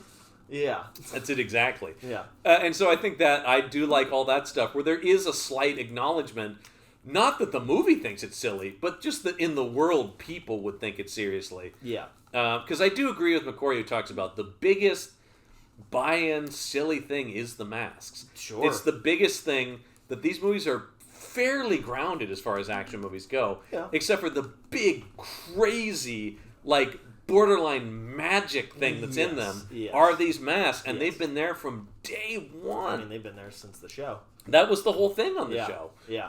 And it's all. I mean, that is the first thing with Mission Impossible. It's the tearing of the mask. By the way, love Shea Wiggum being the first person to test for a mask. Well, I've never seen anyone do that in a Mission Impossible. But you would in a world where this exists, you have to like physically like grab a guy and go like grab people's. He's got his finger in the guy's mouth. Yeah, you have to do that because you don't know. It's great. Yeah, that's great. I thought that was very. This has one of the best mask reveals too, which is that meeting scene at the beginning of Ethan Hunt. Also, how cool is the gas that knocks everybody out, but then turns inert on its own? Yes, such a cool. Like it's green and then it's gray, and then you can breathe. It shows you what it does in its entirety here, and then later on it does the after of it. Well, and then it. These movies do that thing I love that I wish more like sci-fi did and stuff like that, where it shows you things in use as opposed to this doesn't do as much of the James Bond thing of pay attention 007. This here is this. This is knockout gas. It's a combination of these chemicals. And I love that because that's when you bite into your tooth. That is the trope of that. But I love stuff like this, and it's always an ongoing argument between Mike Gargone and myself about world building and stuff like that, where I love stuff that just presents things and hope you can follow it. Sure. They never explain what that gas is, how it works, how it's stored. Why would they do But we that? see it in use, and you always know. And that's the same thing with the masks. I love that the masks are getting more complex every time. Yes. And it's always just like, well, you scan a guy, and then there's a machine, and it prints a mask, and there's never an explanation as to like, well, Haley Atwell is a completely different body type than Vanessa Kirby, but I don't know. It works. I don't know what to tell you. I mean, man, they got a rubber mask and they've got a little voice strip on there. That's a big thing the movies created that the show never did. Because the show did a lot of like, you would see Martin Landau like studying tapes. Yeah. Because I don't know if you the original, their Master of Disguise he was the world's greatest actor. Literally, he was like a renowned Broadway actor. Martin Landau's character Roland Hand. Excellent. And the original series was he's such a good actor that you could put the mask on and he would just become someone through his brilliant performance. Yeah. And so you would always see him watching like film strips and tape of somebody until he could mimic their voice. Gotcha. And then a lot of stuff they did on that show was they would frequently have Martin Landau also play the person he was. Which the first movie did, which I thought was very fun. That is true. Tom Cruise played the senator that he was They also did that with the general in Ghost Protocol. Yeah. So they still will shout out to that idea. Yeah. That they did that. The thing you ran into trouble on that old show was like, oh, Martin Landau's playing like an Egyptian guy. Oh, yeah. Well, it was the 60s, man. They were doing the best they could. Yeah. But yeah, all that stuff. I will never not be psyched when somebody peels a mask off in one of these movies. Yeah. It is always the best. Yeah, it's great. We get another... We've talked about my love of Living Manifestation of Destiny. We get another line from Shea Wiggum in this. And I also love the beat about, like, he will not be stopped until you drive a stake through his heart. And I'm assuming that's a reference to Interview with a Vampire. Absolutely. Yeah. It's a callback to Tom Cruise's famous vampire film, yeah. which he's very good in. Yeah. Very good in that movie. Yeah. I just like that Shea Wiggum's just like, he is just such a, like, I don't know, man, I'm just doing my job. I'm just out here. This guy's putting on masks and yeah. I love all the characters like him or Kittredge who are just like, they're not villains. They're just like, this guy is driving me up the wall. Why can't he just be normal? Yeah.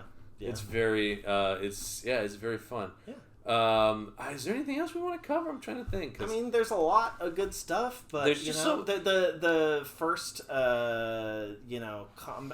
action sequence during the sandstorm was cool. Oh, very cool, yeah. You know? What I love is, in so many other movies, that would be the climax. Right. And here, it's like just a brief beat at the beginning, really. Yeah. So cool, him out there with the goggles on the horse. Mm-hmm. And I remember that was a lot of the first trailer for this was that. People were like, this doesn't even look like a Mission Impossible. That's crazy. Yeah. He's on horse, wearing like Lawrence of Arabia. Mm-hmm. And that's just tossed in. That's 5 minutes. Yeah. Ilsa with the eye patch looking that for the was sniper dope. rifle. Yeah. Cool as hell, man. At that part, I was thinking, oh man, this is kind of like a Metal Gear Solid movie.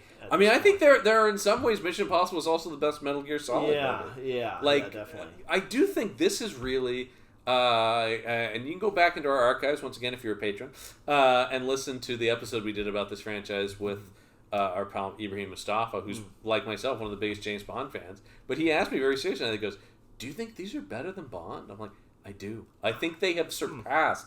At this point, you can't compare them in terms of longevity. Sure. Because these are taking long periods of time. They are crafting. Bond is a machine. Yes. As a franchise. But I think these have surpassed Bond in the modern era. And I love the Daniel Craig. Sure. movies. He does a great job. Those are great. But I do think there's a certain... At some point, they started playing catch-up to this franchise. Yes. I think they started trying to outdo... They started to feel like Mission Impossible. And Mission Impossible, the TV show, was created as a response to the James Bond movies. Yeah. And now it's gone on long enough that James Bond is trying to compete with Mission Impossible. That's crazy. It is. It's absolutely wild, and you see that in particularly like the second half of Craig's run. Mm-hmm. They start to feel more like these than these feel like Bond. Yes. And it did start to become the thing where it's like, well, Craig started hurting himself on the movies because he was doing more of his own stunts. Yeah. And it's sort of like, well, that's what people expect, right? Right. Exactly. Yeah. Yeah. If you're not hurting yourself, I love set, him. I think he's the best James Bond actor, Daniel Craig. But I'm glad he's retired just for his own health because he had to have like massive reconstructive surgery after the last one. He just kept destroying himself. Yeah. You know, and it's a lot. Those movies are a lot. Yeah. As are these. I mean, Tom Cruise is not... Well, he's just not human, so... No, he really is. I mean, like, there is something about him. Scientology, like, aside, there is just something about this man. Yeah. I do think there's a reason he just has no other life, because he's just always... You get the sense he's always thinking, what could I jump off of this time? What could I do? Right, exactly. Yeah. I was telling you before this that, like, on this, you know, the way they started this movie, he's like, I want to ride a motorcycle off a mountain. Let's figure out how to do that. Yeah. How do we get there? Yeah. And that's it exactly. I want to do a halo jump. I want to fly this helicopter. Yeah. I want to do that. And he said when he's out promoting, I thought about that in the airport sequence. That reminds me of when he's talking about, he goes, when I go and promote other movies, I'm always just looking around in these cities and going, could I do this? And I feel like that airport, when he's running on the roof of it, had to be, he came into that airport and went like, oh, this would be cool. Yeah. This would be cool. Yeah. I could run out there.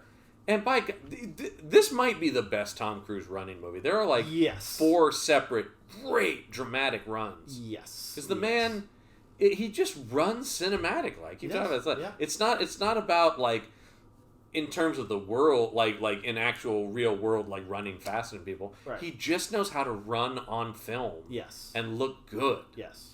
and it's great. It's practiced. It's well, and it feels fast. Yes. Like whether or not he's actually running fast, the way he is acting is a man running fast. Yes, and he is.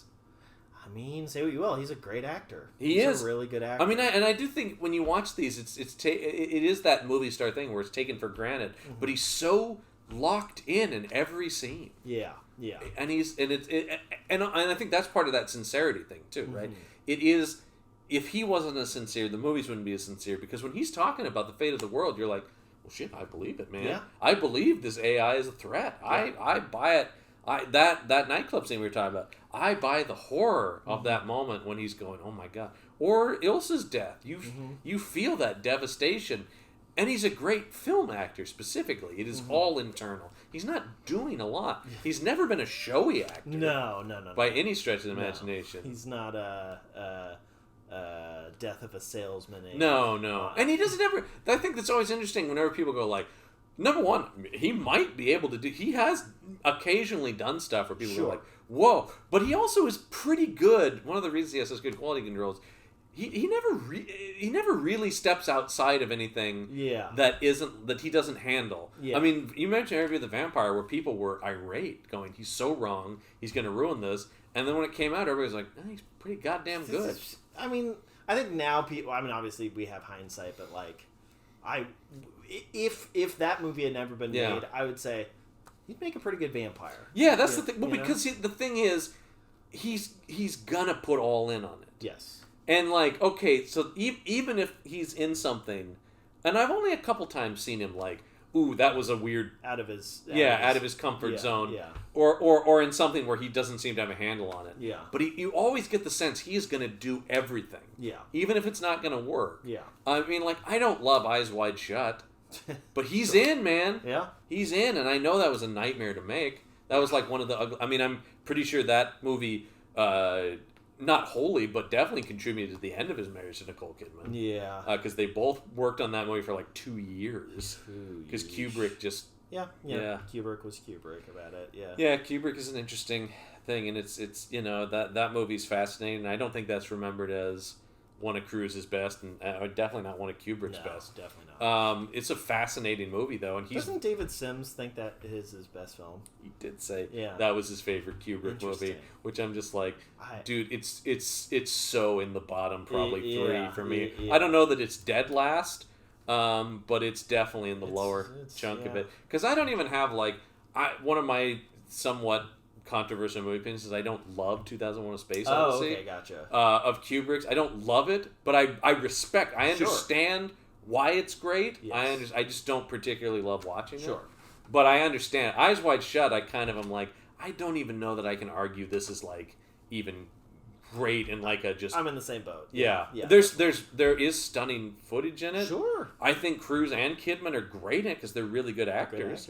But yeah, it is just, I kind of see what he's getting at, but I think that's a miss. Yeah. I get why they took it, because everybody was just like, well, I got to work with Q. You got to put... Exactly. And especially that was a period of time where Cruise was sort of racking up auteurs. He did sort of seek out to work. And I think that's been an interesting trajectory in his career. It's I've heard, I don't know if you know film critic Amy Nicholson, who's another film critic I like quite a bit. She literally wrote the book on Tom Cruise. She wrote like the definitive book about Tom Cruise.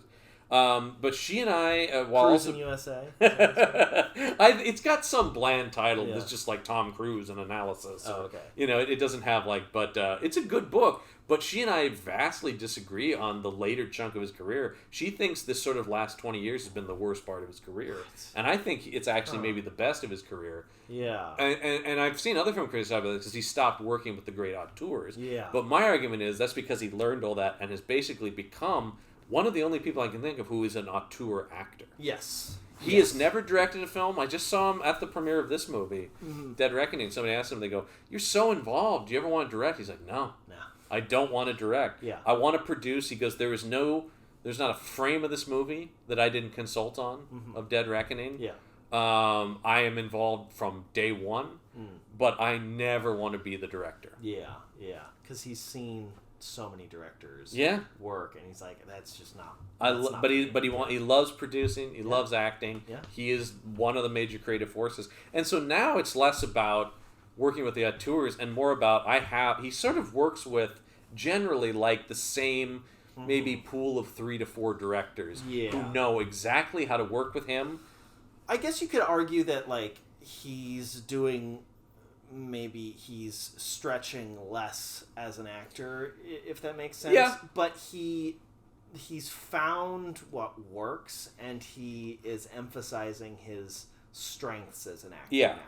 Yeah. And he's able, and because he has so much pull at Paramount and just in the industry in general, he can take his time on stuff. So like, nothing's coming out half-assed anymore. No, it's pretty like the last thing was The Mummy that was really like but the big reaction to that was like, what happened? Right. You don't do this. You don't have to be in this. Yeah, and that movie really... I don't know what happened there. Well, and that was a thing where I think there was a lot of conflicting visions. Yeah. I think there's a reason why he doesn't do like Marvel or DC, or in that case trying to relaunch the Universal Monsters. Like, that's not... Well, also the thing is, like, aside from Area of the Vampire, like, a Mummy movie with Tom Cruise... I mean, right, yeah. What is that? Yeah.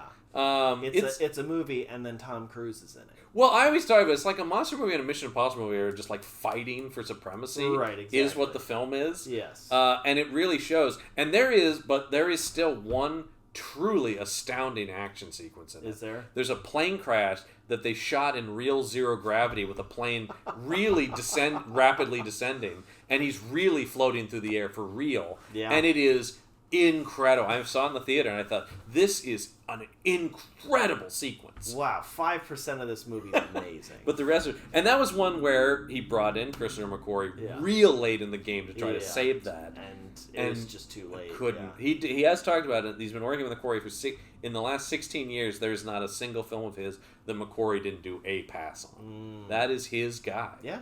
And it's great to have that kind of partnership. Well, and you see that together. They are in such lockstep. They know exactly what the other one wants. Yeah.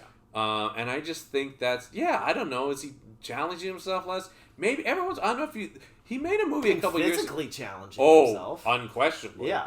But he made a movie a couple years ago, 4 or 5, maybe 6 years ago. No, like 5 years ago. Called American Made. And nobody saw it. I don't even It's remember. a tiny little film called American Made about this guy, Barry Seal, who... It's a true story about this guy who was a pilot for the... Escobar cartel, the Medellin cartel, and was working as an informant with the CIA and playing both sides against each other. And it's a really fascinating, weird little crime story, and he's great in it. But nobody saw it, and then they go, well, how come he never does interesting characters? And I'm like, he did, and you didn't watch it, and it's great. Yeah. And it's directed by Doug Liman, who also did Edge of Tomorrow, which is one of my favorite Tom Cruise movies. Awesome. That is an amazing movie. Yeah. And so I just think it's interesting. It's like, well, he will every once in a while do something, and then people are like, I didn't see that. Yeah, and I get the sense that he is probably the happiest with where he's at now. Yeah. You know what I mean? Well, because once again, it doesn't feel like he's like, I guess I'll make another action movie. You know, it's like exactly. It doesn't he's feel doing like exactly what he wants to. Right. And right now, if he goes, I found this script for a great little character drama, he could get it made. Of course, yeah. I mean, because he just doesn't need to do that to prove. He doesn't need to prove. Well, he's got nothing to prove. Yeah, exactly. I mean, they won't give him an Oscar, but beyond that, he does. Yeah.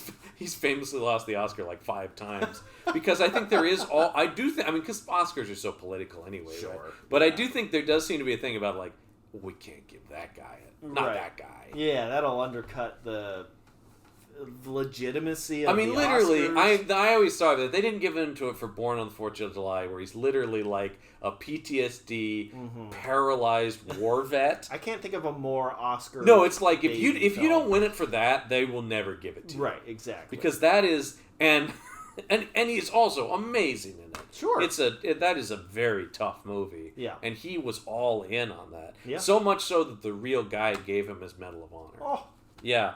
The real, is it Ron Underwood? I can't remember who he played. Yeah, was like he's so beautifully portrayed. I'm giving him my medal. That's really, really sweet. Yeah, that's what it is. That's the thing I respect most about him. Yeah. Regardless of the results, that guy, literally in 40 plus years of being an actor, I've never seen him not go all in, Yeah. regardless of the movie. Yeah. And that's the thing and that's why he has my complete devotion as a film audience member. Yeah. I will see anything he does. Yeah. And I've only been burned like twice. So That's pretty good. That's really good. It's There good are very record. few people, because it's not like he only makes Mission Impossible movies, but he generally puts out like one a year. Yeah. Ish. Yeah. You know, and also as so many the theater chains love him. Yeah, he is one of yeah. the biggest champions of seeing movies in a theater. Yes. Yeah. Although I do not believe him in that Instagram video where he says he loves his popcorn. I just don't believe that he's a man eating popcorn. I don't think his body has processed a movie theater I popcorn don't think in over 30 years. No, I don't think Tom Cruise is eating what any of us would think of as a normal meal. No, he eats some sort of like green gelatin. Yeah, he's. Oh, actually, there's literally a story Rebecca Ferguson talked about on the one of the movies. She talked about he has his salads completely chopped up, so he can basically just drink them. Oh my God. Because he says it's more efficient. So literally, that is the thing. Yeah, so he just gets all of his nutrients in one gulp. Yeah, that's sort of it. Where he's just like, I don't need to think about taste or anything. Anytime I'm eating, I'm not making a movie, and that's not efficient. Cut to like chefs like just a tear rolling down their cheeks. He has like, them completely chopped up, so you just go salad. Back into the movie set. If there was a pill that you could take that gives you everything that food could give you, I think in one go, I think he's probably backing research on I'm that, right? sure. Yeah, exactly. Like something for that, something for like sleep. You know, like you just take you take a pill. And Chris McQuarrie has shared some evidence that Tom Cruise might not sleep. Yeah, he's talked about that, which makes no sense because he doesn't age properly. Like, he doesn't age at all. Yeah, but he just turned 61. Yeah, I mean, he look older? He looks older than he did, but he doesn't look as old as he is. Yes. That's the thing that is, like, if you go back and watch, like, Risky Business. Sure. But it's like, but that's only because he looked like a kid then. He looked like a literal child. Yeah, he looked too young. He looked 5. Yeah, exactly. That's the thing. It's just like, because it's like, sure, he looks older, but does he look like a man in his 60s? No. I don't know, there's a lot of people in Hollywood, though, who just aren't aged. And not in, like, a plastic surgery way. I mean, I don't know if there isn't, but just in, like, Rob Lowe's not aging normally. Paul Rudd. I think there's something to, like, being able to afford, like, good physical trainers, doctors, chefs. all that stuff, and, like, just not having to worry about like taking care of yourself. You know what I mean? Jake Johnson, who did The Mummy with him, talked about like for that time. Yeah. Tom's physical trainer was working with him, and Tom's chef was working with him. He's like, that's the best. That's the best. And then same thing with like Simon Pegg got really fit on Fallout because he was using Tom's people. Yeah. And the gym, by the way, that comes with him everywhere. There is a portable gym that goes with Tom Cruise everywhere. Well, because anytime he's not filming, he's got to be working out. Yeah. Because that guy can't slip for a second. No. Because, not just for looks, because he might die if he's not at peak perfection. I believe that. Yeah, it's like if he is not 100% focused and has honed himself, he will be killed making one of these movies. I mean, 100%. Yeah. Yeah, so it's just, I don't know. I don't know what that guy's deal is. It's working for him. He makes some good films. So. He makes some really good films, and I think Mission Impossible: Dead Reckoning Part 1 pretty good is absolutely one of them. It's it's of the Mission Impossible movies, it's one of the better ones. Yeah. It's hard for me to. It's in the upper third of them or whatever. I would agree with that. Yeah, I've seen it 3 times now, and I can't because I do. Fallout just like struck me in a way few movies really have. I just love that movie. Yeah. And this is really damn close to that. Yeah. And actually, I only like Fallout a little bit more than Rogue Nation. So I do always sort of talk about the McQuarrie era of Mission Impossible, I think. I kind of view those 5 and 6 as the same. This is part of the same thing. Yeah. Honestly. It's all the McQuarrie takeover of the Mission Impossible franchise is amazing. And yes, I support the fans who think Top Gun Maverick is a Mission Impossible movie because it doesn't take much to actually make that fit into this world. Yeah. Yes. And also, like, though he didn't direct that movie, if you know McQuarrie's writing, there's a lot of McQuarrie fingerprints on that script. Yeah. And it is structured very much like a Mission Impossible movie. That makes sense. So, yeah. Well, as we said, of course, make sure you're not only subscribed and ring the bell for notifications on our YouTube channel, but, of course, we have all the links below to our podcasts on the Punch Up Entertainment Network. Yeah. You can hear Lissman and myself on the Action Shelf, as well as you can hear Lissman on Material Components. Mm-hmm. I'm also on May the Panel Be With You and Campbell and Jones Meet the Monsters, which you've come on sometimes too, Lissman. So, and we'll continue these. I don't want to. I've stopped promoting what these will be because they are basically whenever people want to talk about a movie, we'll do one of these. Sometimes they'll be in person like this. Sometimes they'll be over Discord like they often are. Mm-hmm. I don't know. This is just there are movies we want to talk about.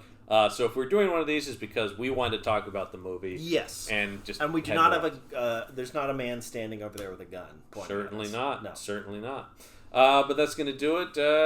And I'm John Campbell. I'm Michael Lissman. Yeah, and we'll see you next time.